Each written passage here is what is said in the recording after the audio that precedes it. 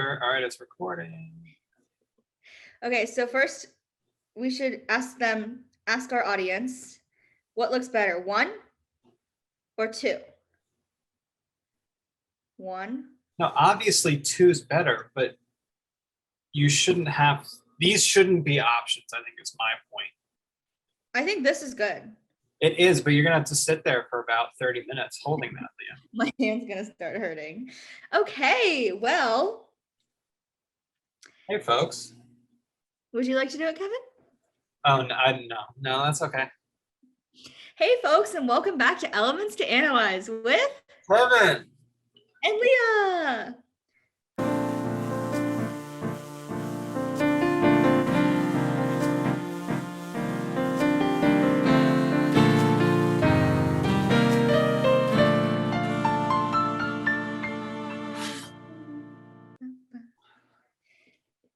Fantastic. All right.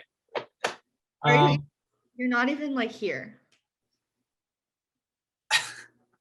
Leah, I'm sorry, is your head looking bigger than last time we recorded? Are your shoulders holding up more weight in your brain? Why would that be? I am a PhD candidate now. Woo! I don't think you can see the reactions actually on the recordings. Is that true? I was wondering. I just thought about that. Well, we are still just so proud. I know everyone out there digging holes and otherwise was holding their breath until this week comes through. But it is, how do you feel about it being over? We're immensely proud of you in the Becker Research Group. Thank you. And if I could speak for the entire group, I could say that we're immensely proud of you. But also at the same time, we knew it would be great, and it was. What if someone from the Becker group watches this and then comments like, "Oh, Kevin, you can't speak for us. We're not happy for her." We when you think about it, we do constitute about 1/2 of the Becker group. So therefore, I would think. Yeah, you're wrong. I feel very relieved. I feel very proud. I feel happy. I feel confident. I feel, yeah. So maybe a quick question, just to think about it for those of you out there worrying about this thing too. Looking at going into it, expectations, what was the thing that, okay, maybe a quick 2 things. The thing that matched your expectations kind of to a T, it's what you expected. And the thing that you were not expecting as much going into it, that was more surprising. Okay, so like, I feel like I kind of expected it to go the way it went, but I was I can't really describe it because everyone was telling me, oh, it's going to be fine. It's just a conversation. And so I expected it to be that way, but I was just scared it wasn't going to be. So even though I was expecting it to be that way, there was still part of me that was like, what if it's not this way and it's like so different? Gotcha. But yeah, I think like overall. But you overall felt it did fit that bill? I think so. Yeah. There are definitely parts that I didn't like. And there were definitely parts where I really enjoyed. So it was just kind of like, I don't know. But. So then what was the most surprising piece? The most surprising? If any. I don't really think there were huge surprises, actually. I mean. No curveballs?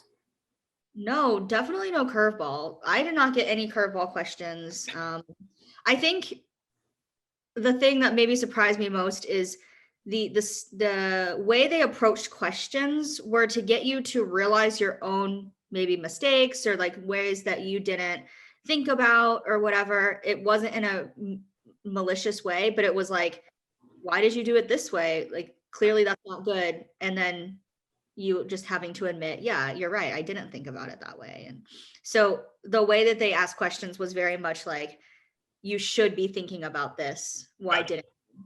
Yeah. Which was good because ultimately it, like, I have so many comments that I made. Oh, okay. No, I'm still listening, I promise. I just want to go put this down. No, I'm just kidding. Wow, it's kind of weird talking to yourself. I'm gonna get canceled for that. Like, it's, Well, I was gonna say, like I made a list of comments right afterwards to make sure that I keep that's those. smart. That's really smart. There are things that they pointed out that I want to make sure that I really am intentional about over the next few years. So they were more, you think, more broadly applicable to carrying out your research and everything, like not specific to your project or your research proposal or research report. No, it was definitely very much like these are things you're going to think about as you continue with your research, which was really nice. Oh, that's really nice. I do, and I think I'd share this view, and I think it's good that you did the comment thing because the feedback process throughout the whole thing, you could say is lacking, but you could even argue it's non-existent. Like there isn't. Like you do. So when you get called back and they say like, "Oh, congrats, you passed" or whatever, my committee did a little quick like 10-second round table where they're like, "Oh, I like this, I like this," and you're like, "Okay, bye," and it's just so it's lacking. I felt. I agree. Anyway, But we can't transition stuff. very happy. I think, I mean, if anyone's watching this, which probably not, like who are about to do comps, I think honestly the biggest takeaway is to start early. Like that's really it. Like yeah, that's like the biggest thing. I mean, it's the depth of thought. Right? Like just you need to spend time with an idea. And like to be completely honest, like I don't feel like I was ever, other than like the natural obvious nerves going like leading up to it, I was very emotional, obviously, like this is a big thing, but I don't feel like I had to cram. I don't feel like I had to spend sleepless nights studying for things, because when you're thinking about it for so long, you don't need to do that. Obviously, I still spent a lot of time preparing, but it wasn't anything over like super wild, you know? Yeah. Anyway, yeah. Now that we got that out of the way, okay. This is wonderful. Kevin, would you like to compliment me on my background? With your dehumidifier? Hey, friend. This is my dehumidifier I got from Don, the maintenance man, because I had a water spill. But now you're okay. But now we're okay. Is this our like first? You remember? I was thinking back to the first episodes of this podcast. We used to do it at night, like this kind of time. But since it was only audio, we didn't care about lighting or anything like that.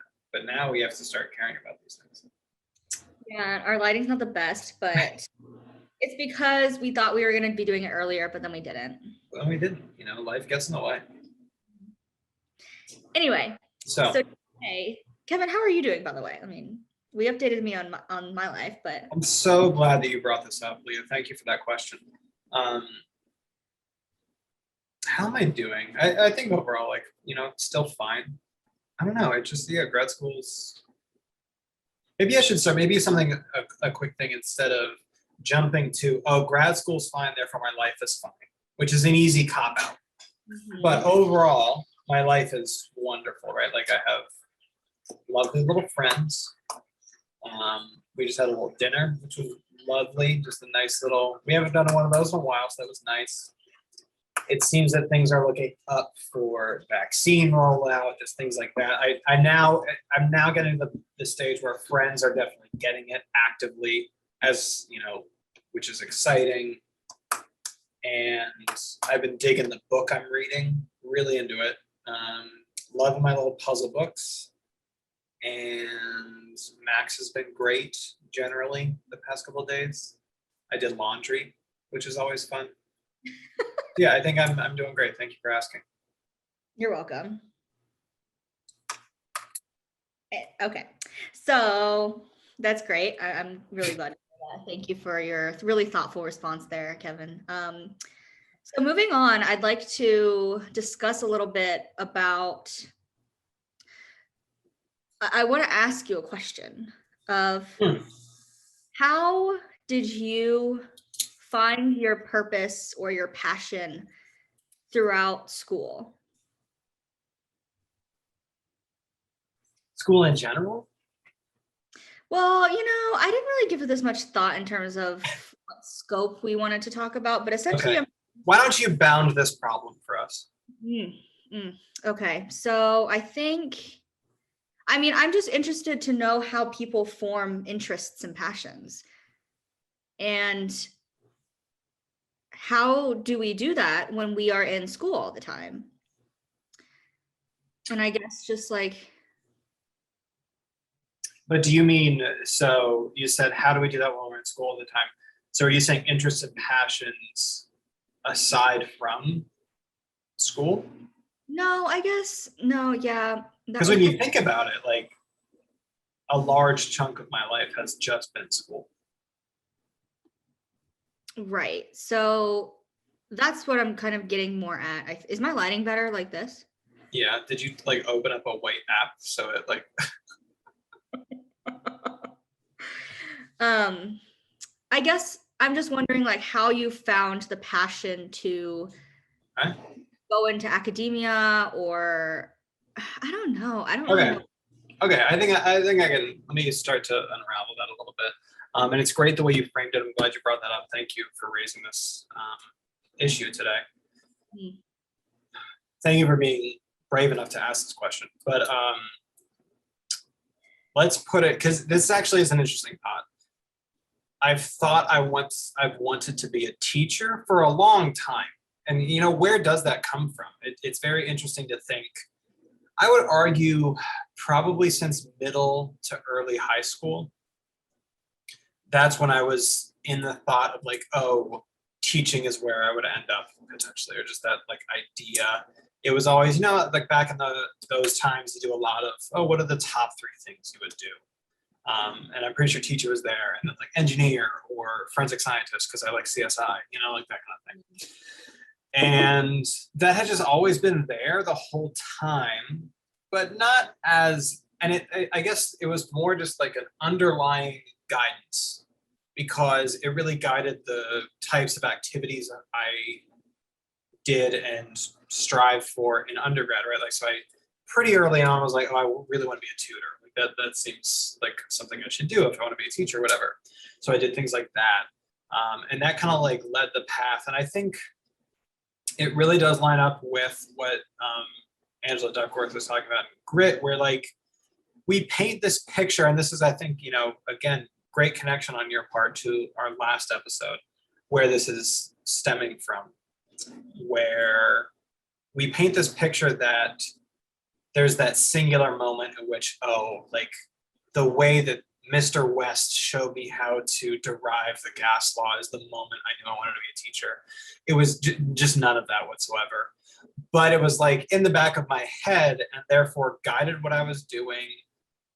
And I kept liking those things. So there was positive reinforcement in the tutoring and the TAing and things like that, that it eventually just got to this point, which has now led me here. So that was more like looking at the grain size of teaching. Just a slow burn over the past many, many years. And again, I've been lucky that each time I've done something deeper into teaching, it's been reinforced and honed, right? So I was very lucky to be able to like fully teach a class in college at one point. I wasn't in college when I got to teach a class, trust me, but teach a full class. And I started to realize, oh, yes, being a TA is useful experience, but it is very different. And I actually liked being a full teacher more. So it was like, oh, that's even more reinforcement, and kind of focusing in that college professor is the way to go. Does that get at your question? Yeah, that really does. And thank you for that thoughtful response. I feel as though I'm thinking of a follow-up question of, so you mentioned, what are you drinking there? Coffee? Yeah, I'm really tired. At this hour? Shut up. My mom's gonna like text me like, yeah, were you drinking coffee at an undisclosed time after 5 p.m.? Well, so you mentioned that like, okay, so yeah, there's not like one symphony moment that you essentially decide, okay, yes, I want to be a teacher, right? It's a gradual thing. Do you think that's normal for everyone? Like, I don't know.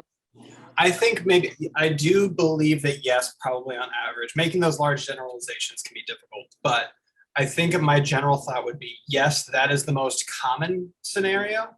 But I think that we like and are attracted to the stories of a singular moment. So we kind of misconstrue our own journeys as that. Even though so I could have almost painted a scenario in which Mr. West did teach me this thing, and I was like, oh, that's the moment, even though that might not necessarily be true. I think that would be my thoughts on that. Okay, that's interesting. I guess like I'm drawing parallels to like, and I don't know why this just popped in my brain, but I'm drawing parallels to like, you know how in like modern romance, there's like this whole idea of, oh, this was the moment when I fell in love with that person. Yeah. Parallels to that here, because yes, in relationships, it's a gradual thing. But I also think that like maybe as humans, we're able to pinpoint, oh, this is the moment when I fell in love with someone, or even like I knew this person was going to be a great friend, or blah, blah, blah. Like, did you have that moment kind of similar to that when you were thinking about education? Like, or is it really just you remember it as being super gradual? It's because I do think that like as humans, we do recognize very important moments that we can like attribute a passion for or a feeling for. No, I think I would have to push back on that. Okay. Like, it's not so binary that it's yes or no. Like, Okay.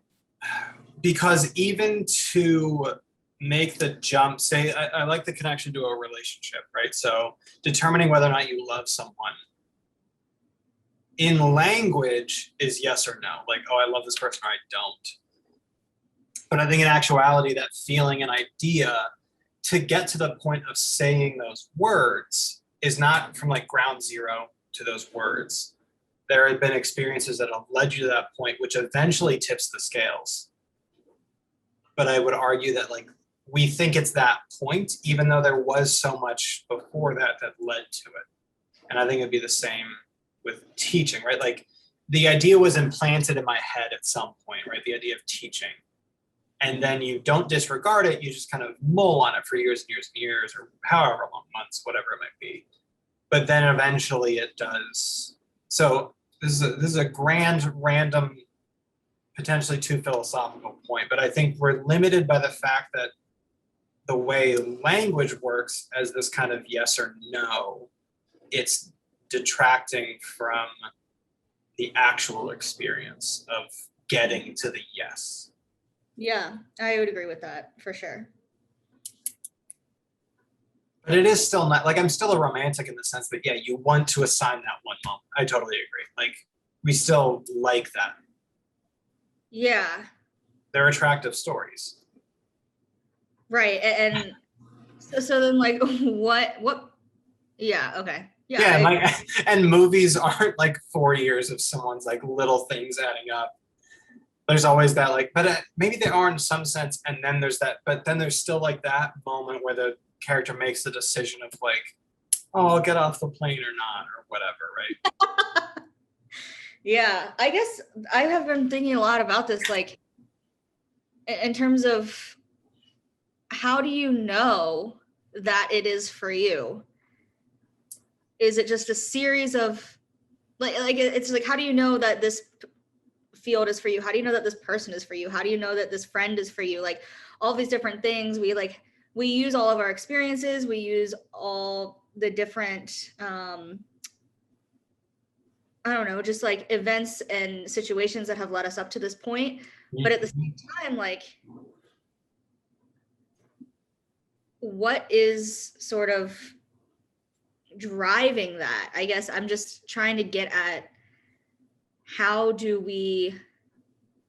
all of these little moments build up together to make you know, okay, yes, this is what I want to do, because why is it not the same for everyone? Like why, I mean, everyone's different. I recognize that, but like, why, for example, me, I'm same situation as you, have all these different moments that I can think of why I wanted to teach, and now I don't really want to anymore. So like, that's kind of scary to think about. Yeah. Oh, all these things leading up. Oh my gosh, I can pinpoint all these different moments, but now, you know, and so I guess I'm just wondering, like, how do we build passion and how does it break so easily? Like, I don't know. Like, I don't know. But it didn't fully break at this point. Correct. No, I'm being dramatic. Yeah, and maybe it's the same process, but opposite. That little things now will detract. You can almost, like, honestly, just to simplify it, think about it as a point system. Like, if you get to 100, you're going to do the thing. And over time, you gain 1 to 3 points per thing. Like, you go to a good class, you're like, oh, that was just a wonderful lecture, plus 3 points to being a teacher. And now you're at the point where you're starting to have negative points. And you're like, oh, crap. Sure. Yeah. Yeah. Yeah, that's interesting. Okay. So I think, like, even that same guess- thing.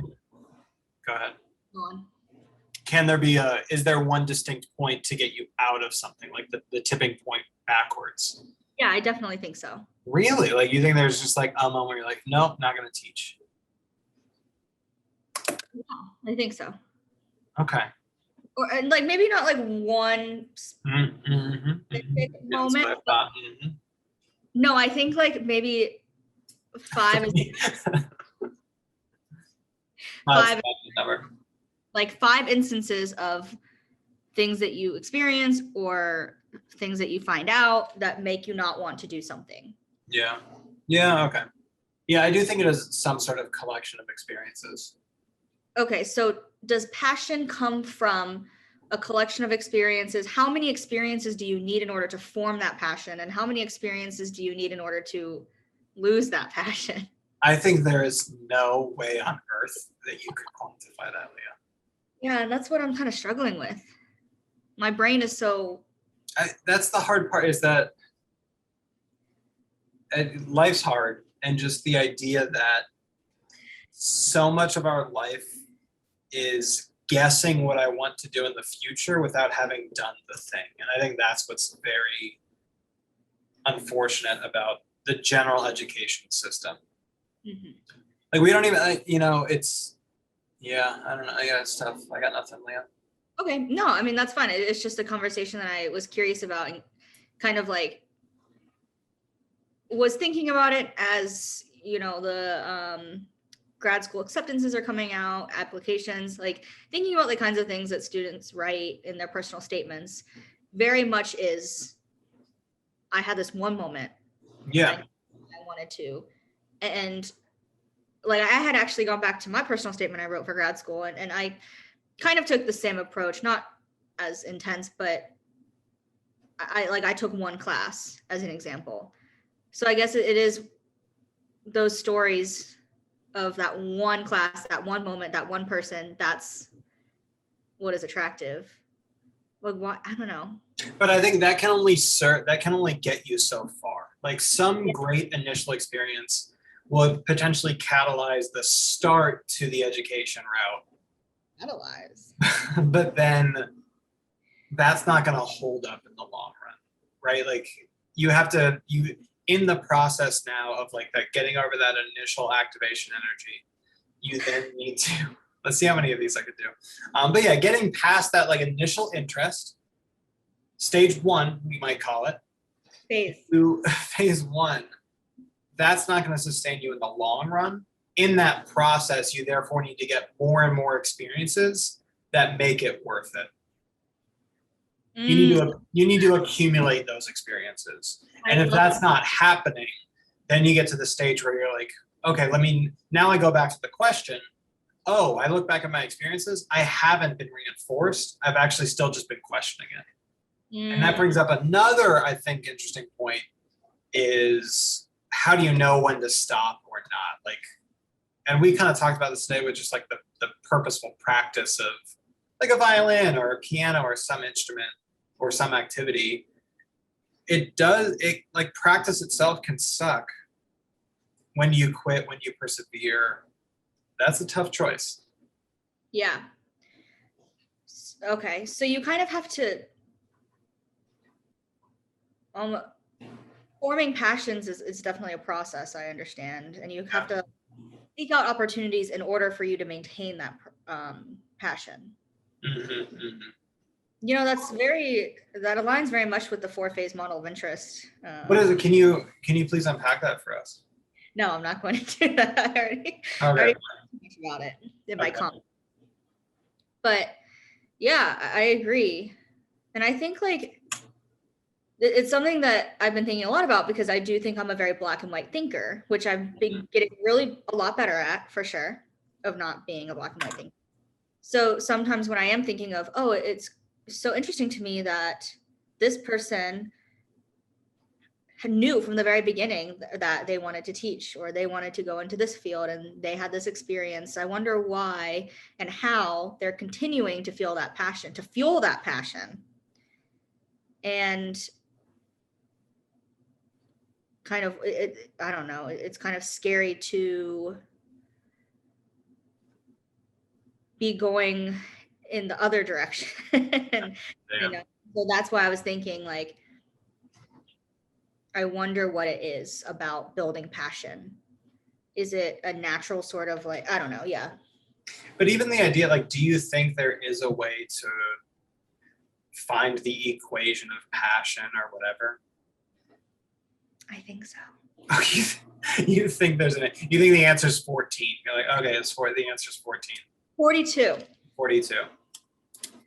No, I don't think there is. I think everyone's different, obviously, but I just wonder what's that, like, what is so different?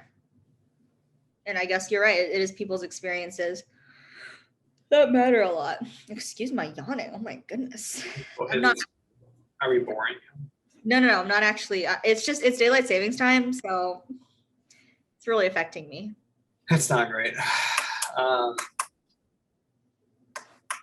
Yeah, I think if we could figure out the answer to these questions, we'd be doing pretty good in life.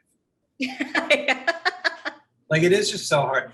And I think what I always go back to is just these questions are so difficult, but even and way to, to bring it full circle back to comps, just thinking about these questions for an extended period of time, I think is good. Like, getting these questions in your head earlier is always better. Because if you start to question it when you're 19 or 20, as shocking and abrupt as it feels, your 30-year-old self will be thankful that you are not 10 years into this career questioning everything. Definitely, yeah. Yeah. Okay. That's interesting, yeah. Huh. Any further questions, Leah? Interesting. Yeah, I don't really, like, what would you tell someone who's kind of going through trying to find a passion?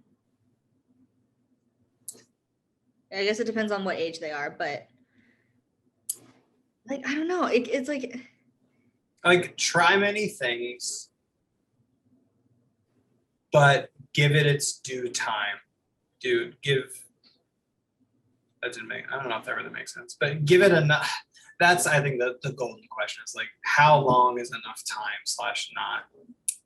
But listen to yourself. If the experience is fulfilling, continue with it. If it's not, but it's for some mundane reason, maybe push a little bit longer, right? Like, trust your general intuitiveness and your gut. You are the pilot of your own life. You are that pilot, no one else. If someone is writing your life, when you're writing your own life story, don't let someone else hold the pen. I'm throwing up. Got that from a little quote thing the other day. And I totally goofed it up. I forgot who said it, but okay. Yeah, I think yeah, like, trusting yourself and just like, okay, this is giving me some initial fulfillment. Why not keep trying it? Like, why not? But If it's continually not giving you fulfillment, maybe stop. Yeah. But like, then what is fulfillment? I mean, fulfillment looks so different to so many different people. Yeah, that's why I think that's a very personal decision that you have to make and definition for yourself. Like, Okay. because you're right. Should we just keep filming and I'm sorry, go ahead. Well, I was gonna say also I've been moving the Zoom screen around my computer to like try to see better lighting. So it looks like I keep on looking like in weird directions, but I'm really just following the camera. I want you to know that for the past 20 minutes, I've been like, is she texting right now? What's going on? No, I just realized like, no, I'm sorry. I realized it really does look weird that I'm like looking in completely different. I've just been moving around the Zoom camera. I got you. Trying to see like what it, yeah. I apologize to viewers who are wondering why my eyes are moving. Yeah, you just bring up some really good points there, which I think is something we've definitely touched upon in the past. Yeah, for sure. It sucks. Like this kind of idea is hard. And especially nowadays, looking at generational differences, like the way that, oh, my thing is so messy. Looking at generational differences, like we feel as though the world is our oyster, but now we're starting to get burdened with this student loan debt and stuff like that. Generation. Yeah, but I'm saying that our generation. Oh, okay. Wait, I thought at first I thought you were trying to be like, No. Okay. But I think a general like statement about our generation is that because of the work of our parents, living the practical lives that they did to put food on the table, all that jazz, that we now have the opportunity and privilege on the whole, right? Not everyone does, unfortunately, but on the average, have that privilege to kind of do what you want in a sense. And now we're being little babies about it, that we're like, oh crap, now I can't do like what, I don't know, but what do I want to do, right? So there's a balance that you can strike there. Totally. Yeah, I agree. Yeah, that was very well articulated. Thank you for that. Yeah, I mean, that was just something that, that's been on my mind recently I mean, now that I'm post comps, I have a lot of time to think. And just been thinking about it, thinking about the future, thinking about where my future research is going, thinking about what I want to do to set myself up for what I want to do later after I graduate. So I was just thinking about and it really did come about from the episode 2 weeks ago of getting experiences when you're younger to try to see what you will pursue in college and if that's the direction you choose to go. And yeah, it's just some thoughts, Yeah, it sucks. Yeah, like the apprenticeship model is almost the best, where you get to like actively start doing the thing. And we think that TAing is similar to that, but it's not. Like TAing is so different. It feels just so different. I don't know. I just could be over thinking about it. Okay. Yeah, way to, I'm so glad that your deep thoughts have continued post comps, that you're still here. Thank goodness. Woo! Thank God. What if you don't pass comps? They like knock on the door where you're doing it. They're like, here's your stuff, clean out your desk. We already packed up your apartment. Please leave. We already signed your lease. Oh my God, that'd be horrible. We found you a new group to go to. They're in Idaho, like something like that. We've matched you with a new research group. Oh my gosh. Oh, that'd be horrible. Yeah, okay. Because I think, I don't know how long we've been going, but just maybe a quick 5-minute discussion. Okay. We've talked a little bit about this. What are your thoughts on the now lack of benchmarks? What are your initial thoughts? I know you started to think about this post comps. What are your thoughts? I mean, I feel as though I'm still in this high of, oh my God, I'm post comps. Okay. I am so free within reason, obviously. And I'm so glad that I don't have to worry about a benchmark for a while. That's the stage I'm at right now. But I overall, it's definitely very weird. And honestly, a little like, I don't want to say it's disrespectful to our time because like, I don't mean it that way, but I do mean it in the sense of how are we measuring when we're going to get out of here. It is not luxurious to be here. And I almost feel like by not having benchmarks, we're in this weird mental space of what is good enough? What do I need to do? I don't know. I guess currently I can't give you a clear answer because I'm very much happy right now with where things are. Yeah. But I think you bring up some good points about the success aspect. That now, how do we define it? Like before comps, success is comps. That's the success. And now, it's unfortunate to think that the next success is graduation, which feels so amorphous. And I agree. And it's weird because it is so different across programs. So it's like, what makes our program, and I mean, yeah, what makes our program different from other programs where they do have yearly benchmarks or whatnot? I don't know.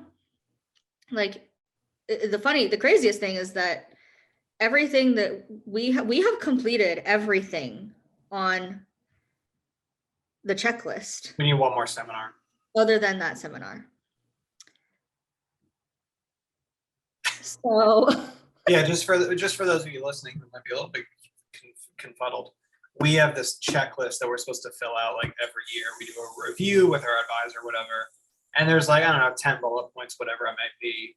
it's like you have to give a certain amount of course credit. You have to have given seminar. You have to have done comps. You have to have published a paper. You have to like do these certain things in order to get your PhD. And we've checked them all, like except that one seminar. And then obviously Should we just like go to Len and be like, all right, here's my paper. I can do my 3-month seminar now, and then I'll be done. Yeah, so maybe this is a conversation we need to have with our advisor of what is appropriate for work to be done before graduating. Yeah. And then okay, that's the answer. I think it's just based off of advisor. And But that's so that one person is holding your destiny in the palm of his or her hand, their hand. I guess so. I mean, what is enough for a dissertation is the question. What is enough? Are you enough? All right, I think on that note, we need to. What were you gonna say? Sure. Well, okay. Maybe we can end the episode and then I have an idea for the next episode. But my apartment smells like bacon so much right now. And you know what's crazy is I had the bacon on, so I made bacon today for our dinner. And I did it on aluminum foil. So I wouldn't have, and all the grease is on the aluminum foil. And I forgot that grease is only liquid when it's hot. So I come back and it's this white gooey stuff. That's the story. That was the story. That was the end of the story. Yeah, and then I threw it away. Well, thanks for joining for another episode of Elements to Analyze with Kevin and Leah. I have the best title for this. I bet you do. But I'm not going to say it right now. Anyway, thank you all for your continuous support. We really appreciate it, especially shout out to the Hole Diggers. And we will. Miss Ellen. And Miss Ellen. Ellen. I don't even think my own parents watch this anymore. So yeah, what happened to them? What's going on? I don't think they watch it. I don't think, well, they don't have YouTube channels. So, and I haven't told them when we have a new episode, so it's kind of my fault. Oh, you mean they don't have a YouTube prescription? Yeah. Okay. Okay, that's cool. Well, on that note, Hi,